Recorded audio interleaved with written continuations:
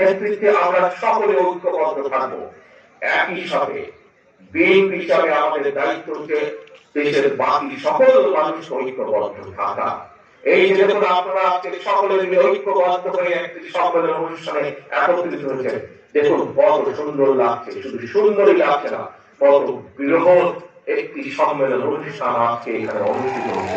তবে শান্তিপূর্ণ একটি অনুষ্ঠান এখানে অনুষ্ঠিত হচ্ছে এবং এর ক্রেডিট, এর কৃতিত্ব শুধু যে যারা মঞ্চ নেতৃত্ব বসেছে তাদের একার না, বরঞ্চ আমি মনে করি আজকে এই সুন্দরভাবে এই সম্মেলনটি অনুষ্ঠিত হচ্ছে এর মূল কৃতিত্ব হচ্ছে প্যান্ডেলের নিচে আমার যে সকল নেতাকর্মী বসে আছেন, শান্তিপূর্ণ ভাবে বসে আছেন, আপনাদের প্রত্যেকের কৃতিত্ব হচ্ছে আজকের এই সম্মেলনকে সফল করা। প্রিয় সহকর্মীবৃন্দ, আমরা একটি রাজনৈতিক